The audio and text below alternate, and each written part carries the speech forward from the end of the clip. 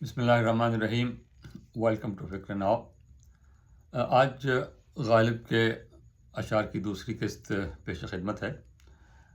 उनकी शरह वज़ाहत इसलिए की जा रही है कि नई नस्ल में क्लासिकल जो शोरा हैं, क्लासिकल जो शायरी है, क्लासिकल जो अदब है, उसका शौक़ उजागर हो। गालिब क्योंकि मुश्किल शायर है तो उसके अशार को समझना जो है वो भी मुश्किल है, और आजकल ज़ौक़ और भी कम है और उर्दू अदब की तरफ तवज्जो और भी कम है, तो इसलिए ज़रूरी समझा कि इसको रिवाइव किया जाए। तो गालिब के दो अशार ही जो हैं उनका मतलब वाज़ेह करने की कोशिश करेंगे। पहले तो यह है कि शौक़ हर रंग रकीब सरोसामा निकला, कैस तस्वीर के पर्दे में भी उरियाँ निकला। शौक़ हर रंग रकीब सरोसामा निकला, यानी इश्क जो है, शौक़ जो है, वो हर सूरत में सरो सामान का दुश्मन है, रकीब है। उसको असबाब नहीं चाहिए, उसको हेल्प नहीं चाहिए, वो खुद सेल्फ सफिशिएंट है। इश्क जो है वो बेनियाज है,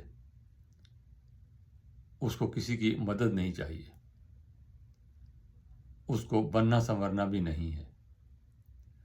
तो शौक़ हर रंग रकीब सरोसामा निकला, और इस बात की वजाहत वो यूँ करते हैं कि कैस, जिसे मजनू भी कहा जाता है, वो कहानी है कि लैला के इश्क में था गिरफ़्तार और बिल्कुल दीवाना हो गया था, और नजद के सहराओं में दीवाना वार फिरता रहा। तो वो उर्दू, फ़ारसी, अरबी शायरी में एक बहुत बड़ा इस्तिआरा बन गया मजनू, और लैला भी उसी तरह। तो तमाम हमारी यहाँ जो शायरी है उसमें ये लैला और मजनू के जो है इस्तिआरा बहुत इस्तेमाल हुआ है। यहाँ गालिब ने जिस मज़मून के तौर पर उसे इस्तेमाल किया है वो बिल्कुल अनोखा है कि कैस तस्वीर के पर्दे में भी उरियाँ निकला, कि शौक़ क्योंकि हर तरीके से, हर जगह, हर मौके पर, हर लिहाज से, हर चीज़ से बेनियाज है। अब दूसरी बात यह है कि उसके सबूत के तौर पर वो ये कहता है कि जब हम तस्वीर बनाते हैं, और ख़ास तौर पे उस ज़माने में जब तस्वीर बनाई जाती थी तो तस्वीर मुसव्विर के सामने आपको बहुत बन संवर के बैठना पड़ता था, और वो जो था ये मश्क कई घंटों, कई दिनों तक जारी रहती थी कि आप मुसव्विर के सामने बन संवर कर, बेहतरीन कपड़े पहनकर, बेहतरीन तरीके से तैयार होकर मुसव्विर के सामने बैठे, और मुसव्विर आपकी तस्वीर बनाता था।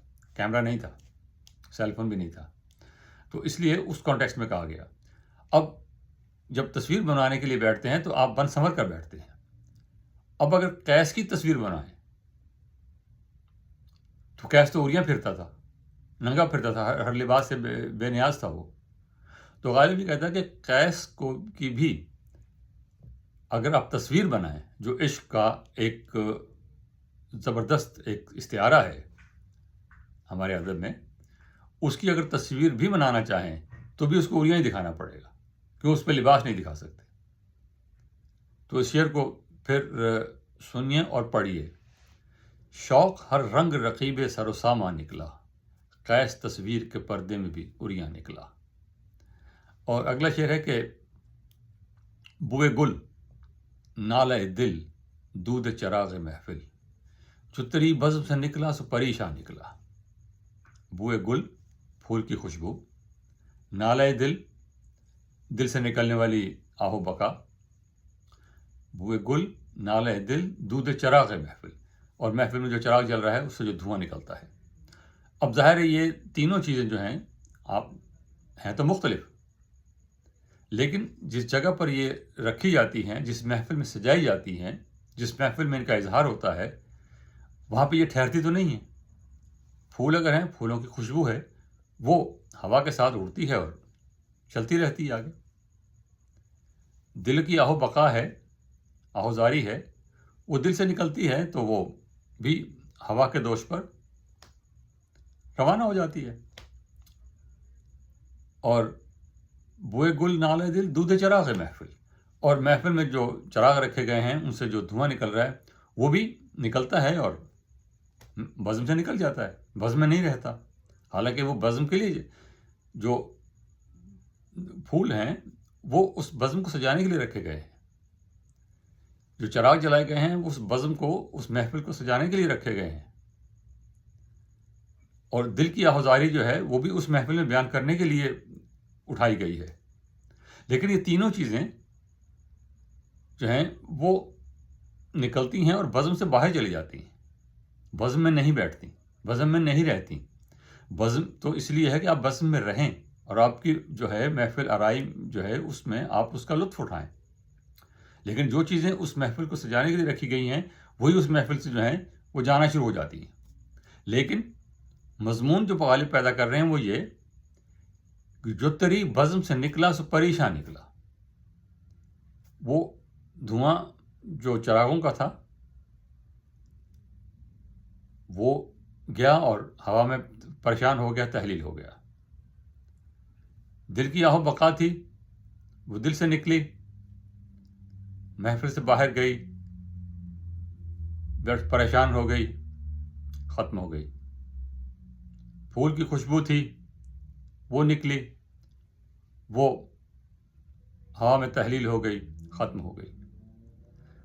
تو بات یہ کہنا چاہتے ہیں غالب کہ تیری جو بزم ہے، اب اس کو آپ کسی معنی میں بھی لے لیں، اس کو مجازی معنی میں لے لیں، اس کو حقیقی معنی میں لے لیں، کہ جو آپ کا مدعا ہے، جو آپ کی محفل ہے،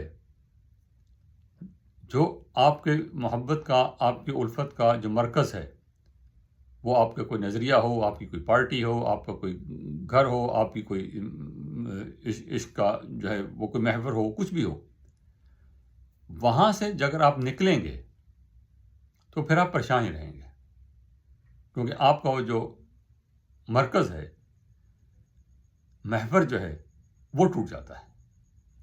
زندگی ایک محور کے گرد گھومتی ہے، اور وہ محور جب نہ رہے اور اس بزم سے آپ نکل جائیں تو بس پھر پریشان رہتے ہیں۔ بوئے گل نالے دل دودھ چراغ محفل، جو تیری بزم سے نکلا سو پریشان نکلا۔ اور یہ مضمون اور طریقے سے بھی لوگوں نے باندھا ہے، چراغوں کا دھواں دیکھا نہ جائے،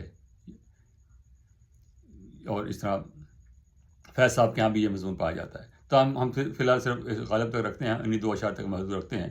تو اگر یہ پسند آئے یہ شرح تو پلیز ہمارے چینل کو سبسکرائب کیجیے اور اپنی تجاویز دیجیے، اور ہمارے چینل پہ آپ دوستوں کو بھی مدعو کیجیے۔ بہت شکریہ، خدا حافظ۔